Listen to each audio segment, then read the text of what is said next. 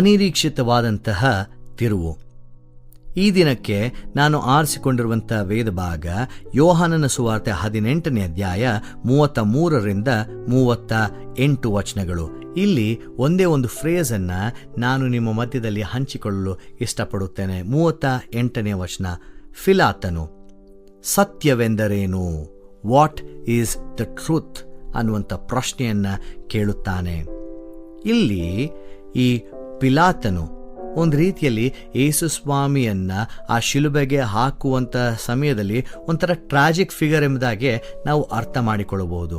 ಬೇರೆಯವರು ನಾವು ಕೇಳಿದಂತಹ ವೇದ ಭಾಗಗಳಲ್ಲಿ ಅಥವಾ ನಾವು ಕಾಣಸಿಗುವಂತಹ ವೇದ ಭಾಗದಲ್ಲಿ ಇಲ್ಲಿ ಪಿಲಾತನನ್ನ ಹೊರತುಪಡಿಸಿ ಬೇರೆ ಎಲ್ಲರೂ ಯೇಸು ಸ್ವಾಮಿ ಯಾವುದೇ ಕಾರಣಕ್ಕೂ ಆ ಶಿಕ್ಷೆಯಿಂದ ತಪ್ಪಿ ಹೋಗಬಾರದೆಂದು ವರ್ತಿಸುತ್ತಿರುತ್ತಾರೆ.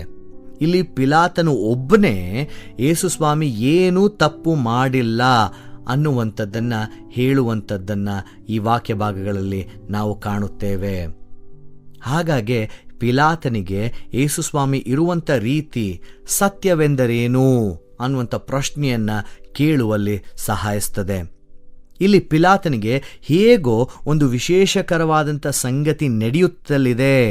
ಜೊತೆಗೆ ಯೇಸು ಸ್ವಾಮಿಯನ್ನ ಬಿಟ್ಟು ಕೊಡಬೇಕು ಎಂಬುದಾಗಿಯೂ ಸಹ ಆಲೋಚಿಸುತ್ತಿರ್ತಾನೆ. ಆದರೆ ಯಾವಾಗ ಅವನ ಮೇಲೆ ಜನರಿಂದ ಒತ್ತಡ ಜಾಸ್ತಿ ಆಗುತ್ತದೋ, ಧಾರ್ಮಿಕ ನಾಯಕರಿಂದ ಒತ್ತಡ ಜಾಸ್ತಿ ಆಗುತ್ತದೋ, ಪಿಲಾತನು ಸಂಪೂರ್ಣವಾಗಿ ಆ ಸತ್ಯದ ಮೇಲೆ ತನ್ನನ್ನ ಕಾಪಾಡಿಕೊಳ್ಳುವಲ್ಲಿ ಇರುವಂತಹ ಮಾರ್ಗವನ್ನ ಆಯ್ಕೆ ಮಾಡುತ್ತಾನೆ. ಯಾವುದು ಸರಿಯಾಗಿದೆ ಅನ್ನುವಂಥದ್ದಕ್ಕೆ ತನ್ನನ್ನು ಒಪ್ಪಿಸಿಕೊಡುವ ಬದಲು ತನ್ನ ಕೈಗಳನ್ನು ತೊಳೆದುಕೊಂಡು ಯೇಸು ಸ್ವಾಮಿಯನ್ನ ಶಿಲುಬೆಗೆ ಹಾಕುವಂಥದ್ದನ್ನು ನಾವು ನೋಡ್ತೇವೆ. ಇಲ್ಲಿ ಯೇಸು ಸ್ವಾಮಿ ಶಿಲುಬೆಯ ಮರಣಕ್ಕೆ ಒಪ್ಪಿಸಲ್ಪಡಲೇಬೇಕಾಗಿತ್ತು. ಅಲ್ಲಿ ದೊಡ್ಡದಾದಂತಹ ಚಿತ್ರಣದಲ್ಲಿ ಯೇಸು ಸ್ವಾಮಿ ಮರಣ ಆಗಲೇಬೇಕಾಗಿತ್ತು. ಯಾಕೆಂದರೆ ಯೇಸು ಸ್ವಾಮಿಯ ಮರಣ ನಮ್ಮನ್ನ ಪಾಪಗಳ ಬಂಧನದಿಂದ ವಿಮುಕ್ತರನ್ನಾಗಿ ಮಾಡಿ ಮರಣದ ಮೇಲೆ ಜಯವನ್ನ ಸಾಧಿಸಲೇಬೇಕಾಗಿತ್ತು. ಆದರೆ ಇಲ್ಲಿ ಪಿಲಾತನು ಸತ್ಯವನ್ನ ನಿರಾಕರಿಸಿ ಅದರ ಮೇಲೆ ತನ್ನನ್ನ ಕಾಪಾಡಿಕೊಳ್ಳುವಂತಹ ಒಂದು ಘಟನೆಯಲ್ಲಿ ಪಿಲಾತನನ್ನ ನಾವು ಕಾಣ್ತೇವೆ. ಇಲ್ಲಿ ನಾವು ಆತನು ಸತ್ಯವನ್ನೋ ಏನೋ ಗುರುತಿಸಿದನು ಸರಿ, ಆದರೆ ತನ್ನನ್ನ ಒಪ್ಪಿಸಿಕೊಟ್ಟನ. ಹೌದು, ಯೇಸು ಸ್ವಾಮಿಯನ್ನ ಶಿಲುಬೆಗೆ ಹಾಕಲೇಬೇಕಾಗಿತ್ತು, ಆದರೆ ತನ್ನನ್ನ ಅಲ್ಲಿ ಯೇಸು ಸ್ವಾಮಿಗೆ ಒಪ್ಪಿಸಿ ಕೊಡಬಹುದಾಗಿತ್ತ. ಎಷ್ಟೊಂದು ಜನರಿಗೆ ಅದು ಸರಿ ಎಂಬುದಾಗಿ ಯಾರ್ಯಾರಿಗೂ ಗೊತ್ತಿತ್ತೋ ಅವರೆಲ್ಲರೂ ಭಯದಿಂದ ಅಲ್ಲಿ ಆಕ್ಟ್ ಮಾಡುವುದಕ್ಕೆ ಅಥವಾ ಅಲ್ಲಿ ತಮ್ಮ ಒಂದು ಸಪೋರ್ಟನ್ನು ತೋರಿಸುವುದಕ್ಕೆ ನಿರಾಕರಿಸ್ತಾರೆ. ಇಲ್ಲಿ ಪಿಲಾತನು ಸಹ ಅದನ್ನೇ ಮಾಡುವಂಥದ್ದು.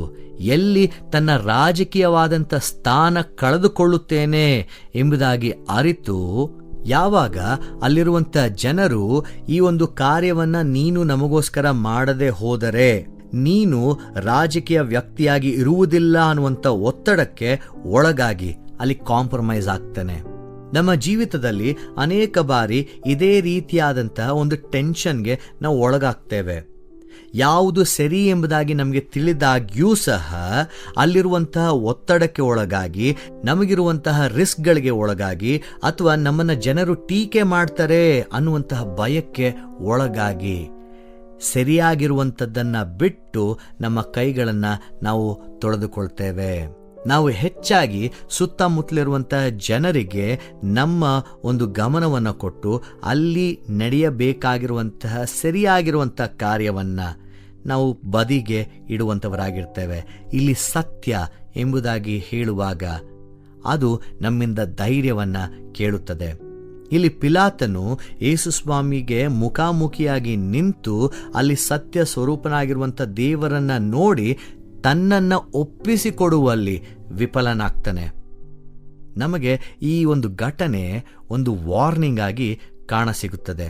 ನಾವು ಎಲ್ಲಿ ವಿಧೇಯರಾಗಬೇಕೋ ಅಲ್ಲಿ ಸಂಪೂರ್ಣವಾಗಿ ವಿಧೇಯತೆಯನ್ನು ತೋರದೇ ಹೋದರೆ ಅದು ಸಹ ಅವಿಧೇಯತೆ ಎಂಬುದಾಗಿ ತೋರಿಸಿಕೊಡುತ್ತದೆ. ನಮಗಿರುವಂತಹ ಪಂಥಾಹ್ವಾನವೇನೆಂದರೆ ಆ ಒಂದು ಸತ್ಯವನ್ನು ಗುರುತಿಸಿದಾಗ್ಯೂ ಅದನ್ನು ನಾವು ಫಾಲೋ ಮಾಡದೆ ಹೋದರೆ ಅದು ನಮಗೆ ಪಂಥಾಹ್ವಾನವಾಗಿರ್ತದೆ.